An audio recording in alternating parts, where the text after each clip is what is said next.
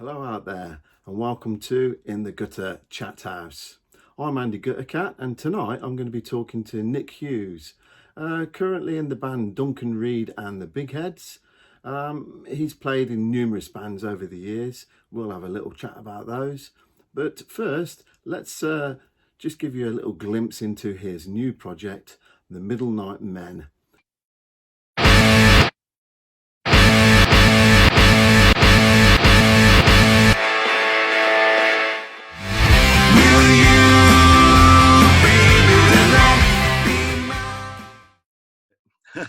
So, hello Nick, how you doing? G'day, I'm doing very well, very happy to be here, so thanks for having us on. That's good. Um, how are you coping with the COVID-19 isolation? Well, it's funny you say that because like I didn't realise how burnt out from touring I was over the past few years, and uh, it it took a couple of weeks to get used to it, and after a couple of weeks, my body and my mind pretty much just shut down, and it was like you need this rest. So I'm actually I found the transition into lockdown a lot easier than I thought I would do, and now we're coming up to the time where it's looking like things are going to start easing up. I'm actually more nervous about that happening than I was about things getting locked down, because it's like I know everything's going to get so busy, and next year is going to be absolutely crazy because obviously all the gigs this summer got cancelled. Um, I'm obviously in quite a few bands, and so I'm already watching all the different calendars have clashes coming between them, but I mean obviously for the wider view of it, and for all my colleagues and everything, yeah, it's going to be amazing to start lifting those restrictions. But I have enjoyed it so much, just chilling out, not having to do anything, not having to go out and gig for a little bit, and just being able to get stuck in and doing some home studio work, to be honest. Yeah, cool, cool. At this point, I really should point out some of the bands that you've been in for people who are watching who don't necessarily know you. Um, you've been in quite a range of different bands, some that people might have known, some that people don't. I've got a list here of the Yo-Yos. Get me Yep. wrong, the Black Charade, Dusted. They're your tribute, obviously. Fair. We won't get Not ashamed. we won't get down the avenue of tribute bands because I'm not a big fan of them. I'll be honest with you. Um, I prefer, That's fine.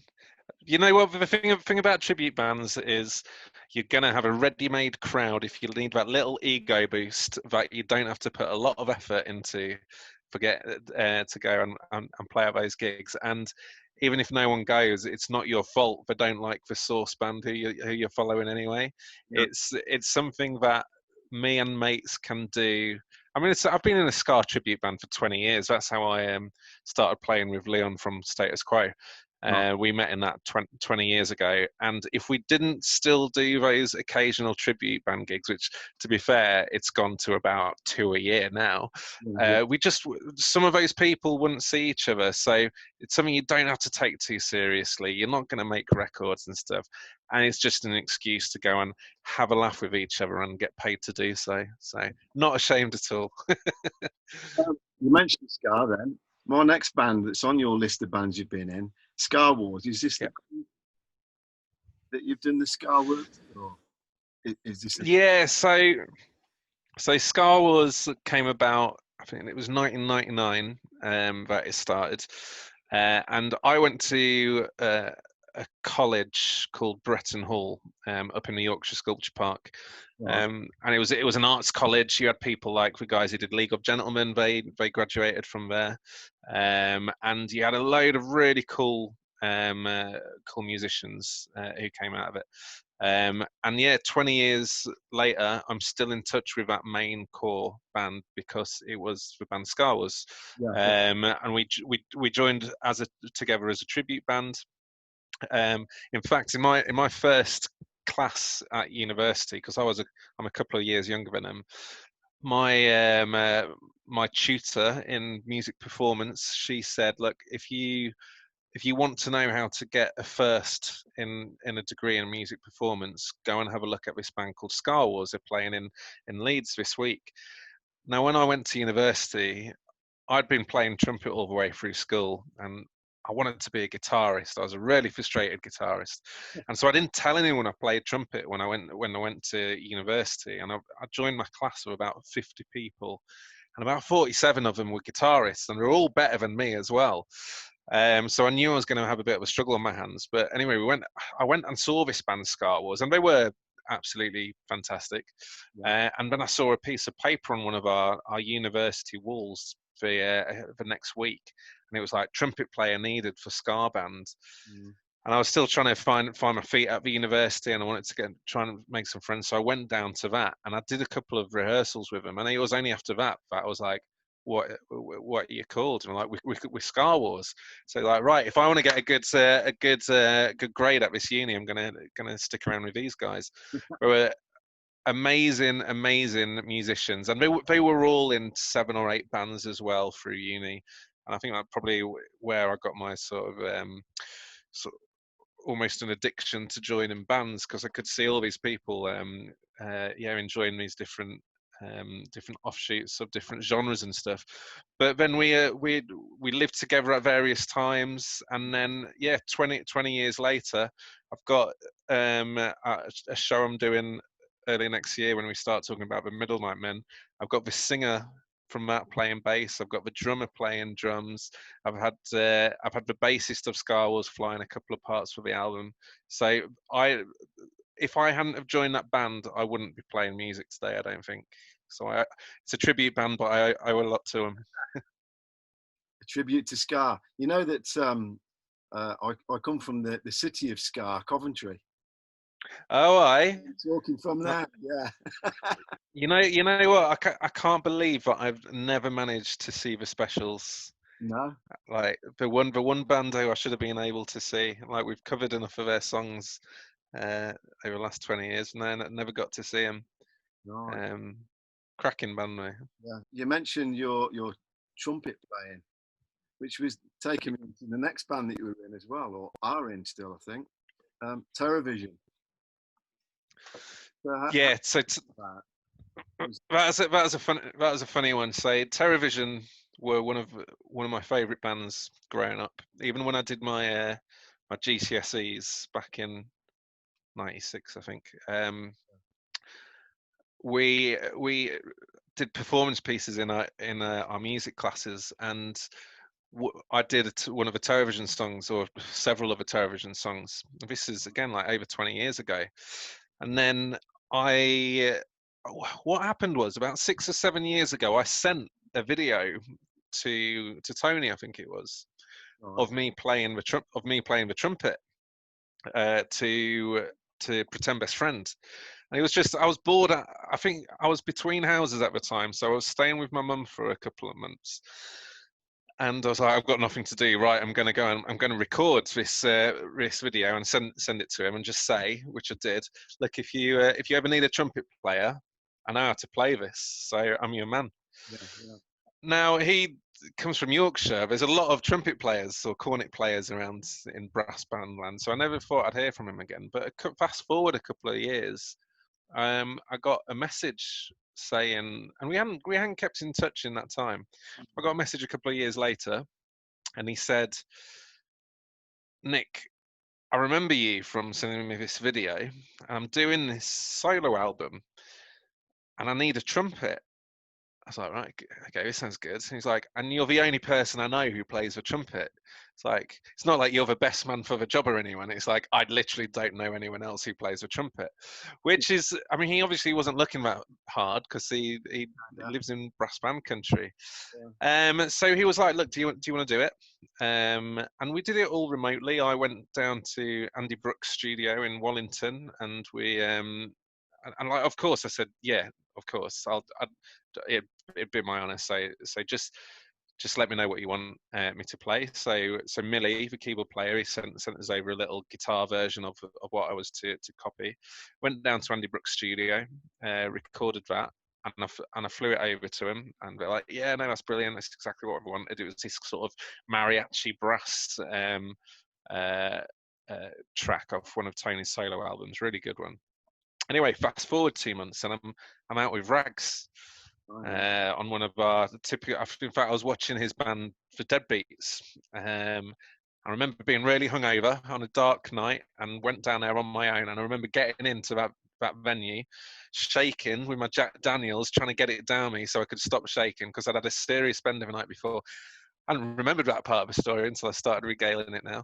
Anyway, so they're sound checking, and I'm looking on Facebook or something like that, and I notice that an announcement comes up, and it's like, right, Thunder are going on an arena tour, supported by Terrorvision. So wow, that's a little bit of a weird combination. This is why the economy of favours is a wonderful thing, because fast forward a couple of hours, a few more Jack Daniels to keep level. It was like, you know what? I'm just going to try it. I'm going to try my luck. I messaged Tony. I was like, you know what? I did that track for you. I don't suppose anyone would mind if I walked out at Wembley and played the trumpet part to pretend best friend. Wow. Thinking it was just thinking it was such a chance request to do. And he messaged back not long later, and he's like, I can't see why not. I'll ask for guys. So then I don't even know if they know this story. So then it was like, right, you can do it. I didn't tell a soul for like 3 or 4 months. I hadn't even met the guys at this point. And it was like, right, okay, you can do it, but we'll obviously have a little run through in sound check. Now I've got this thing which people close to us will have noticed, where I've got something called benign essential tremor, which means I shake all the time. It looks like I'm just constantly hungover, but it's partly that, but partly because of this this tremor thing I've got. Now if I'm anxious, those tremors get worse, and I didn't take any medication for it at the time. Or the only self-medication I had was if I was ever nervous, I'd have a little bit to drink and it would settle myself down. So anyway, we go 2-3 months later, and I'm going down to Wembley, shitting it. I haven't even met these guys. Wembley Arena, what's going to happen? And then so I get there early, and there's an Irish pub just outside where it is. And I go in this Irish pub, and I'm probably only about an hour early, but I managed to have 4 pints of beer while I'm in there, waiting for sound check. And then I go down to sound check, and it's like, all right, how's it going? How's it going? Yeah, excellent. And the guys will probably remember, because I remember a couple of the girlfriends later were like, you were so quiet beforehand, because I was just fucking petrified. These are people I'd covered their songs 20 years previous. Here's me having about 4 pints worth and getting in there. And anyway, we go in and we're like, oh yeah, we're running really late as well. So because Thunder haven't finished sound checking, so do you want a beer? So I think at the time I was a little bit nervous. So it's like, oh, you know what? I'll go out and buy my own. So I went round to Tesco's around the corner, got another 4 beers, went into the dressing room, just sat there like quiet little me, drinking another 4 beers. It's like, right, it's sound check time. I'd had 8 beers by this point. So but there was no shaking. Anyway, I went on stage and did the sound check, and it was all fine.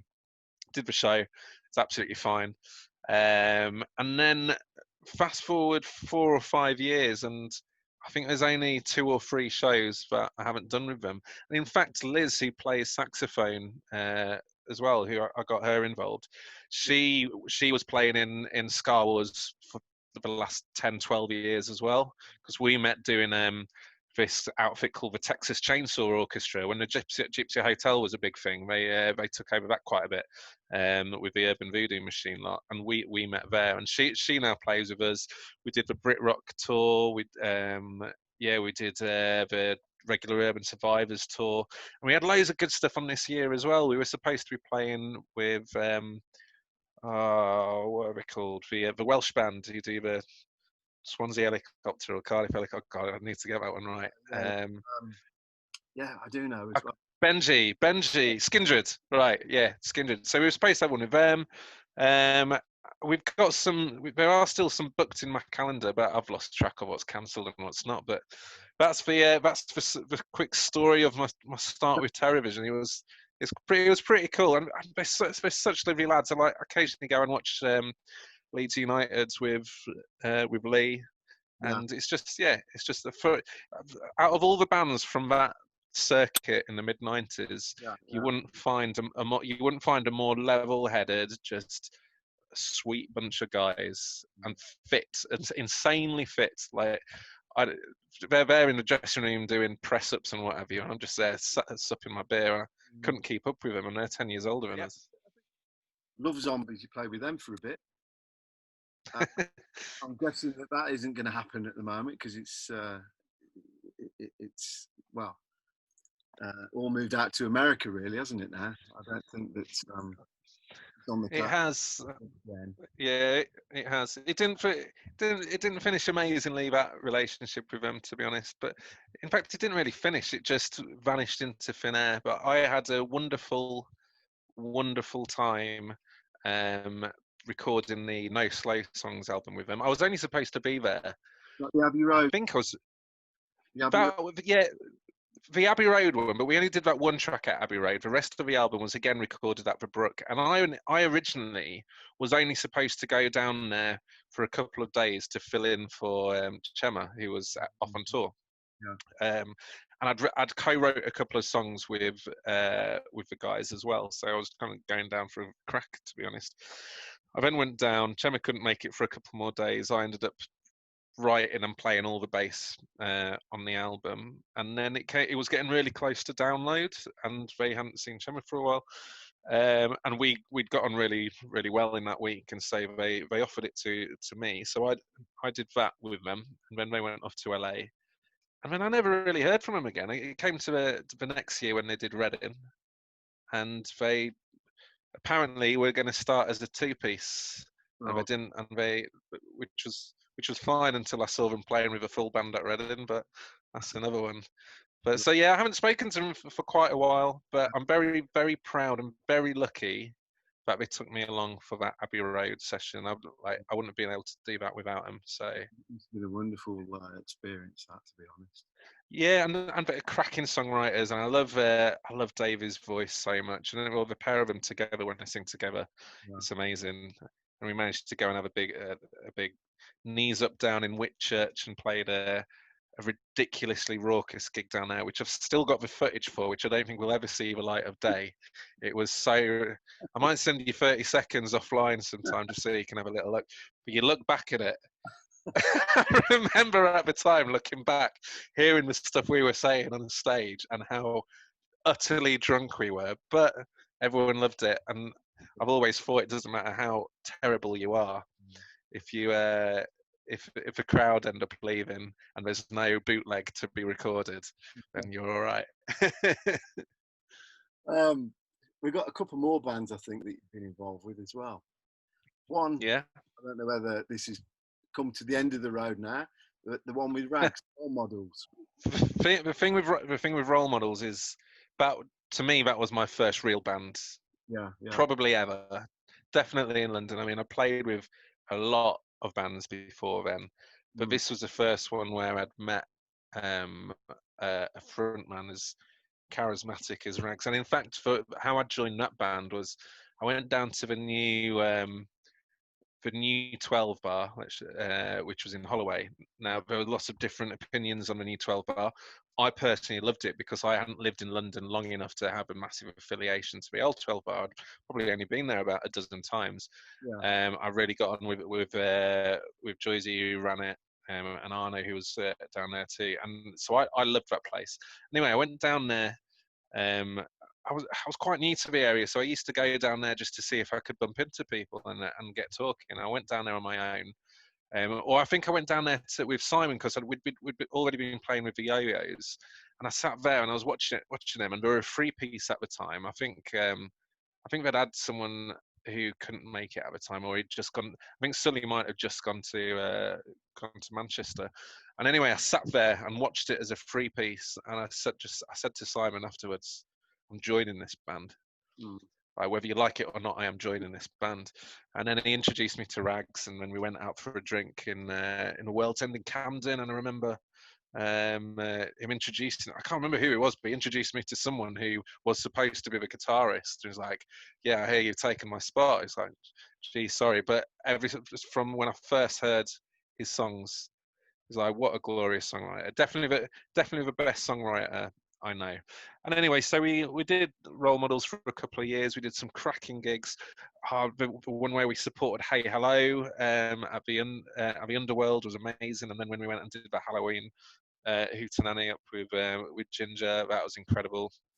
Um, and then some things were getting trickier as we sort of hit the 2-3 year mark. I was in quite a lot of bands, and we had a couple of incidents which weren't actually anyone's fault, but it kind of was, really adding the stress to it. And Rags started doing his own thing, and which turned into digressions. And I love role models. They are probably the most important band to me looking back. But his new stuff is just incredible. So his new stuff gives his songwriting the stage it deserves. I mean, I love the stage we gave it before, which was just complete chaos. It was absolute chaos. That show we did at the 100 Club with Scott Sorry, absolute chaos when you listen to the bootleg of it. But I'm very, very lucky that he let me go on that journey, and I do really hope that we manage to do another show at some point in the future. How about the digressions as well recently, didn't you? So say that again. You also helped out the digressions recently. You stood in for one. I did. Yeah, and that I felt really lucky for. So Ricky, I think he was doing a Men They Couldn't Hang gig, and I went down to Croydon Rocks and played with them. And it was a weird one for me because like my own self-imposed instruction and rule was you're standing at the back of the stage and you're not moving and you're going to be really understated and you're just going to chill out. So luckily, because I didn't know the songs that well, I kind of was forced to chill out of the back and concentrate. But I didn't realise they were filming it, and a video came out later. Right. I don't know if you saw it. Maybe you should take a look at it. And it was one of those songs there. And you know what? It sounded really good. And obviously, Ricky is his own force to be reckoned with. There is no replacing Ricky. But if they ever need a hand ever again, I do hope they call up on me because that's thoroughly enjoyable to do. Well, he's a great bloke. He only lives down the road, you know. He lives down the road. Oh, really? Ah, no way. Leamington. It's about good old Leamington. 15 minutes drive down the road. Yeah. Ah, no way. He keeps threatening to meet up, but it hasn't happened so far. But no, give it another couple of months. Yeah, he did ring me at one point, and I was too busy. Unfortunately, it was a bit last minute. So I think that's the way Rags runs. I want to do it now. Yeah, well, Rags is very much a coiled spring. He coils up in the week, and then when it comes to 10 o'clock in the morning on that train coming down from Leamington Spa with his little bottle of Jaeger, that's the time to jump on that train, and then you'll be in for a right treat. Anyway, on to your other band, which is just released an album, which I happen to have here. This is. I forget how many bands I'm in until you go through them. I love this album. I've been playing it to bits. I've been in the Big Heads now for 3 years, and this is the first time I've ever recorded on any of the albums. Because we've been touring the other albums for quite a while. Although we did, Duncan wrote a lot of these songs a year and a half ago, and we've been playing. There was one for all we know, which is one of my favourites. Definitely, it's one of the favourites to play live, and we've been playing that for about a year and a half. It was quite helpful because some of the songs that we hadn't played together in gigging or rehearsal situations, we go into the studio and there's a bit of a panic for someone like myself who's like, oh, I mean, I've not played you any of my ideas. I've not had any time to bed in or anything. Like, are they going to like them, etc. And that gets a bit more panic. But when we actually have time to just work out how things play live, I think me and Duncan are quite similar in fact we're never too fussed about. Some people are really pure and we're like, don't record something if you can't play it live. Half that album we couldn't play live, to be honest, and we acknowledge that. But there is something about the songs we do play live, we managed to translate them pretty much as though we would play live on that record. And I think because of that, it's got a little bit more energy to it as well. So I do feel this has a bit more energy, this record, and I'm similar to you, like that. Live or Let Not, I absolutely love. Yeah, no, it's wicked. And so it's nice to actually, after 3 years, be on a record. And we're actually because that record was still done very much how Duncan's used to writing with the band, I feel, which is, he goes to the south of France and he writes a load of stuff, and he'll be singing melodies into his phone, and he does it all very much in isolation until maybe the last 20%, and then we'll start sharing those demos around, and I'll lay some rhythms and maybe a couple of leads. And Sophie often writes a lot of the twinkly lead parts above. Karen will replace the sequence drums, and it's worked for that album. There's nothing wrong with that. But then me and him have started writing a song together now, which is really interesting because I think we're both very creatively minded, and we're both quite strong-minded as well in terms of our ideas. So it's really good both being in the same boat where we're both having to kind of compromise in terms of how ideas are making their way onto this final demo. But it sounds really good. It's going to be, hopefully it'll turn into a proper classic Duncan Reid song. And so yeah, maybe that'll be a way we end up writing more in the future, where we do it more collaboratively early on. I think I heard him do like one line in one of these videos he did on Facebook, and straight away I was like, I'm stealing that. And before you turn it into a depressing song, and it's now it's more like a Beach Boys song. So they're really looking forward for people hearing it actually. Yeah. No, I've seen some of those videos. Well, all of the videos that he put out for writing the song, basically. Oh yeah. The little feature where he did several episodes writing the song.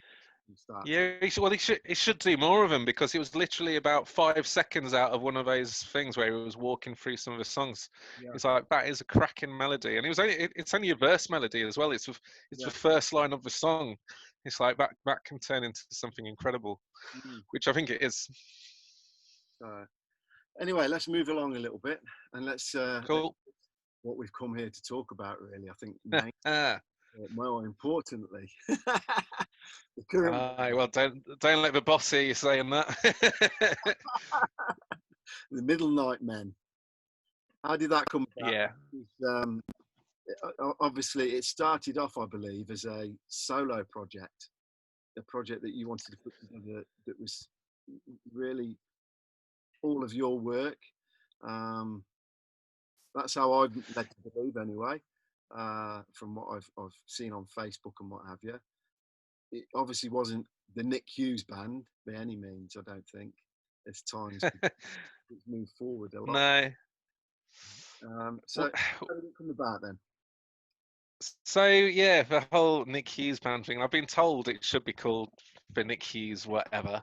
I don't feel I have quite enough of an ego to call a band after my own name. But again, don't tell the boss that. But it came about. I've arranged songs for years, and I've got a very high level of confidence in arrangements. Some of the stuff with Rags we did the song Bullshit Corner, and I got to flex a little bit of creative writing muscles in doing all the brass parts of that, and I wrote a lot of the solos on those 2 records that we recorded together as well. But I never had the sort of confidence to start from scratch with a blank canvas, and I didn't think I had a lot to write about. I constantly had people who are well versed to Facebook posts of mine over the last however many years saying, why didn't you write a book? Like, you've got so much you could actually write about and you're so young. So, well, yeah, I guess there are some things I could write about. But again, I didn't know. If you give me a chord structure, I can do something with it. But it's like a blank piece of paper. I just didn't know where to start. I'd never written lyrics, and I, Rags used to go spare at me. I never listened to lyrics.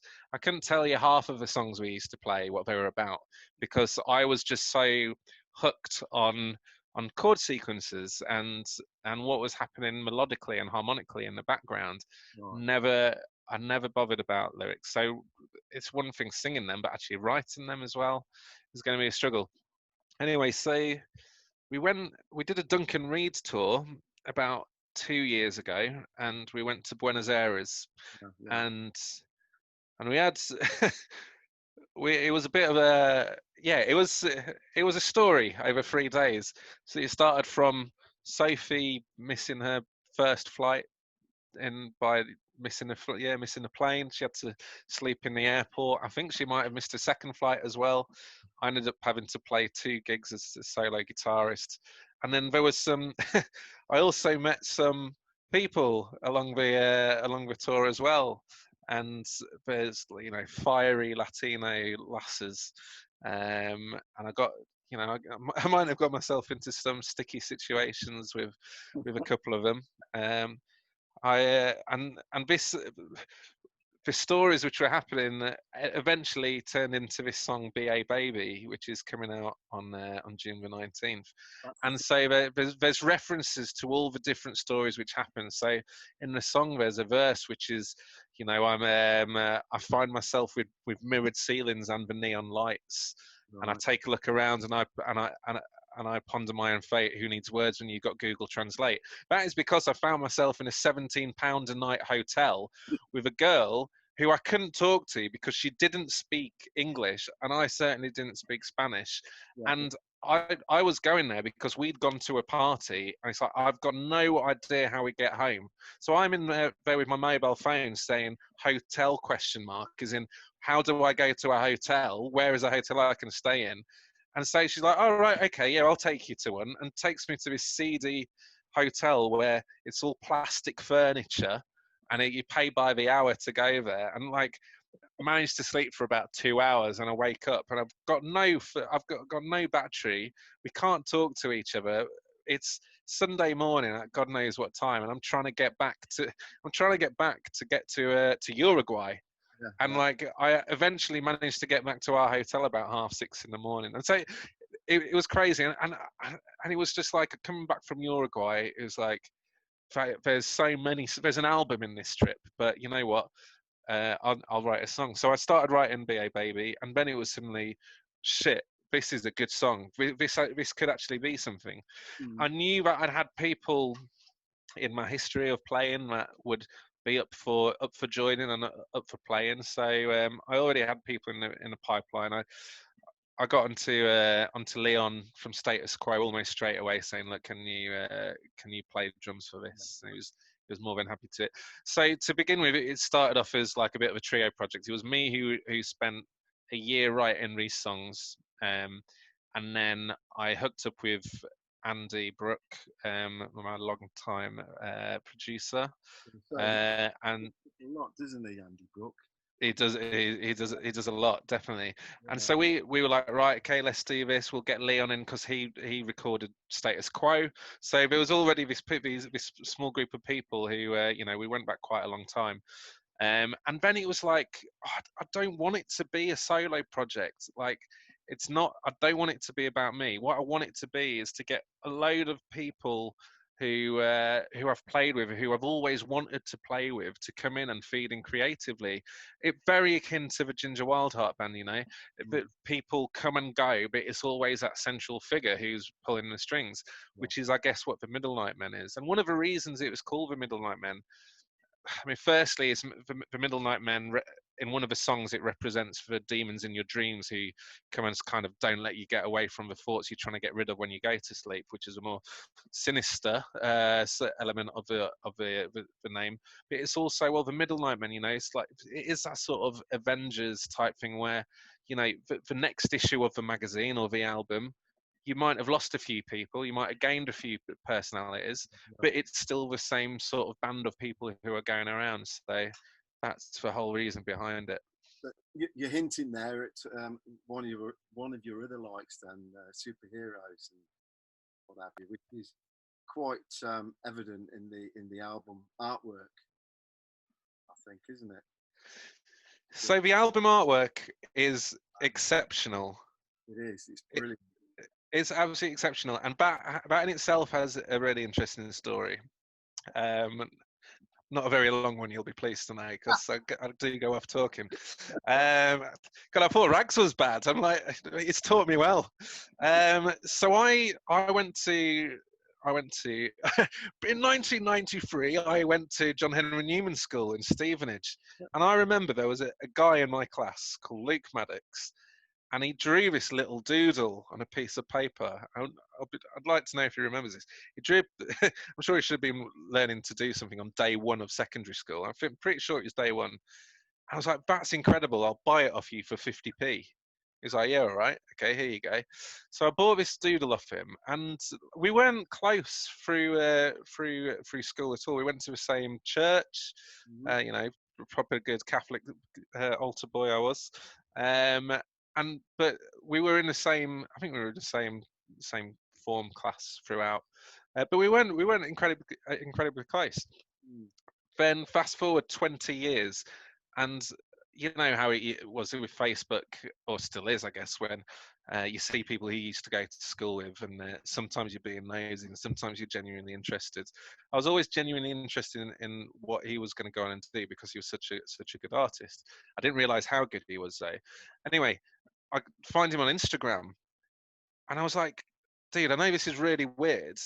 Do you ever do album commissions? And can I commission you to do the artwork? Because what I'm trying to do is I'm trying to find people from my past, mainly musically, but actually, you know what, artistically too. And I'd love you to get involved and do this. And he said yes straight away. And he did.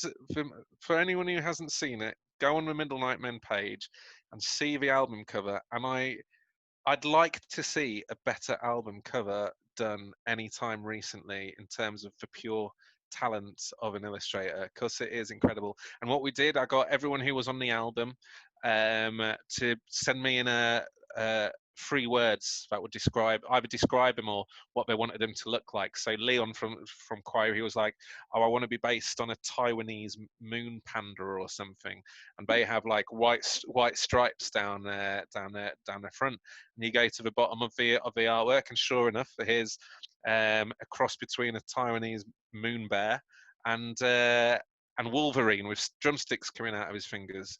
So it's absolutely incredible. I'm supposed to be getting a back cover to the album this week as well, which I'm sure is going to be equally good.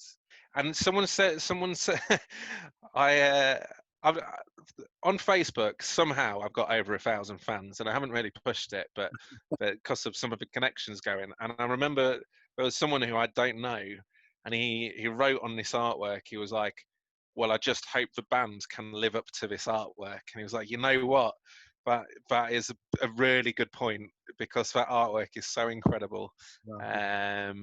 But it's a joy, but then on the other side, people have said, "I don't care what it sounds like, I'm going to buy it because it looks so good." So maybe that's the way to do it. The other thing is you're promoting it well with, from what I've seen as well, the short video clip that you've done. Yes, so the video, the single comes out on the 19th. We'll probably put the video out the day after. It's a tricky one, that, because it was all done on lockdown. Yeah. But it's done with a wide range of gear, from selfie modes on iPhone cameras to medium level SLR cameras. And what happened there was I sent body paint and black backdrops around to everyone around the country, and they set the cameras up, and they would light themselves. Some would have bedroom lamps pointing at them, with no lampshade on, or some would have like ring lights pointing at them. So there's a wide range. And then we did this collage, and I edited it all myself. So it's amateur, but it's really pro amateur. And it's like, now we're at the issue of, shit, do we actually market it as a lockdown video, or wow, you can still do music videos at this time? I cannot wait I cannot wait for people to see it, because we must have put in about 300 hours into this video. Yeah. Largely because we're amateurs, and I had to work out how to do this editing on the fly. But I'm really keen for you to see it. It is different to the usual lockdown videos, as you say, because of all the makeup and things that's been involved in making it. It's not just somebody sitting with a camera and dancing around the room to get on it, which, don't get me wrong, that's great, and it's fun, and it's getting people involved in the bands that they like. But your video, obviously, it's taken a different way of looking at it and put it together differently. And that's Yeah, what definitely, to make, and don't get me wrong. I've done a lot of those other lower budget, yeah, quick yeah, videos as well, and I love them. They serve a purpose, yeah, and I like watching them as well. But the biggest thing for this is I cannot believe I've managed to persuade about 12 people to get covered in body paint, and for hours on an evening keep on filming themselves and sending something to me and say, Nick, does this look right? And I'll be like, hang on, you moved that finger a little bit wrong, so can you go and do it again? And honestly, the people who have been involved in this, I feel embarrassed that they've done it for me, because they've put so much effort into it. I just hope that we can repay them back with getting people to watch it. Do you think you get people turning up to gigs dressed like the characters? Well, this is what a couple of people have said, actually, and you Yeah, know, the thing for me, and I'm always going to be, in terms of live shows, there will be no expense spared. I don't go into live shows to make money. I will lose money at every live show, because whatever we make from a previous show will go into making the next one a bit more of a spectacular. yeah. If people want to come down and get dressed up and painted and run on stage, and then yeah, there'll be a lot of tequilas in it for them as well. So we'll see. So, in comparison to Duncan Reid, there's going to be a lot of well, you do put a good show on with Duncan Reid, definitely. I've been witness to that. You and Sophie you just hit it off, and you're all over the stage, both of you. Different Yeah, poses. it's chaotic. Yeah, yeah.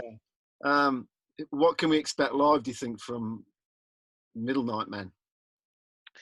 You can expect it probably to be louder. You can expect lighting design, mate. If a venue allows pyrotechnics, I will be bringing pyrotechnics. You'll expect live brass, so we'll have saxophones, maybe trumpets. It depends on the size of stages, to be honest. There'll be 3 guitarists. So the people who'll be in the first gig, I've got Leon from Choir on drums.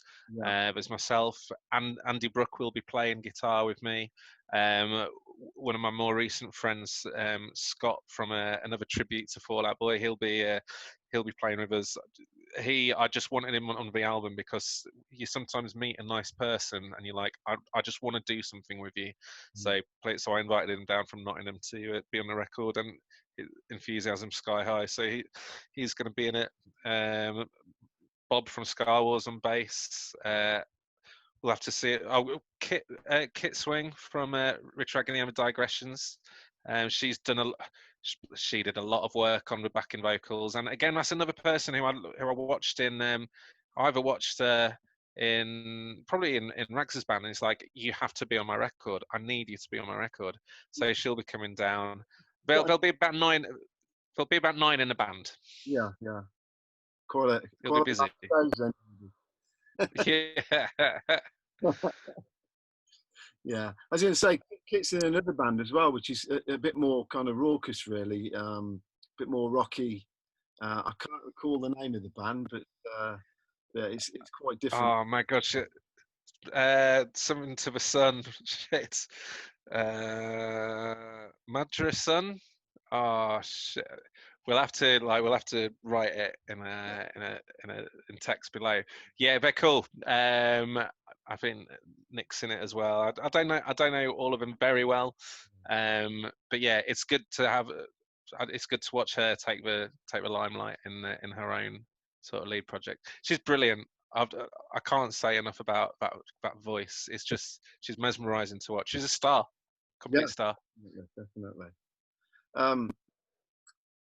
What bands are you into though, outside of the bands that you play in? God,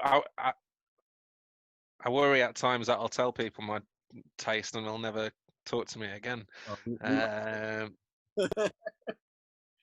Yeah, no. So I was always into the Wild Hearts and Terror Vision when I was younger, and then mainly anything with a really strong harmony. So things like Ben Folds 5. I was a massive Ben Folds 5 fan.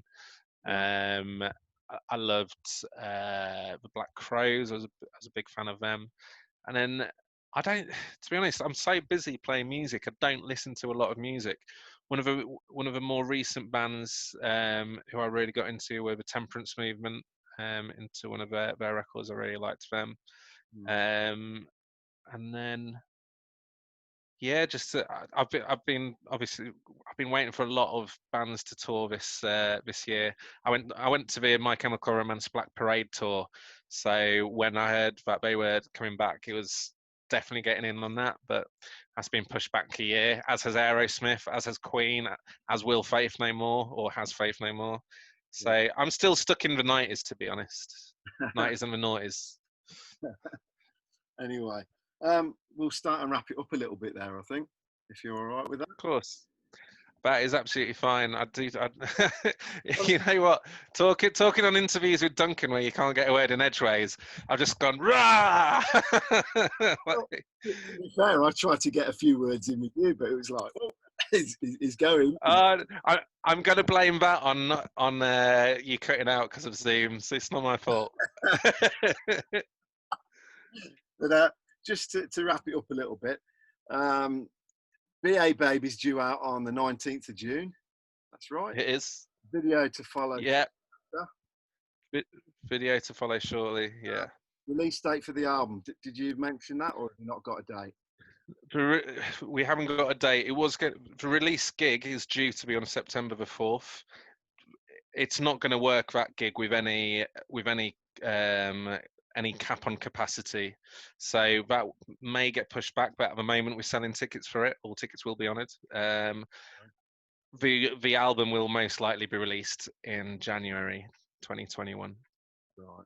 How many tracks? But we'll have there'll be about 12 tracks, but you'll have this BA Baby will come out in June. Then there'll be at least another 2 singles before the end of the year. Each with amazing videos. We've got some fucking incredible ideas for a couple of these videos, which will knock the socks off this one as well. So just you wait. Can I be in? Sorry, mate. Can I be in? Can you be in one? You can be. Well, you can't be in the next one because it's already filmed. but we can probably get you in the third one if you want, mate. There's definitely some crowd scenes, some small crowd scenes in that. We'll need all the help we can get. In fact, anyone who's listening, if you want to join in, let me know. Yeah, no, that'd be cool. Yeah, if you don't ask, you don't know, do you? No, well, definitely no. Seriously, I'm going to need people to be in it. But when you see my first video and you see I've got everyone dressed in full-on body paint, you know, you're risking you're risking what you're risking by asking to be in one of my videos. So yeah, well, it's been great talking to you, Nick. And really you, mate, and you. And I wish you all the luck with the new album, the new single, and the video. Cheers, mate. Thank you very much, mate. See you later, buddy. Thank you. Cheers. Well, my thanks goes out to Nick Hughes for that interview, and thanks to you for watching. Until next time, stay safe.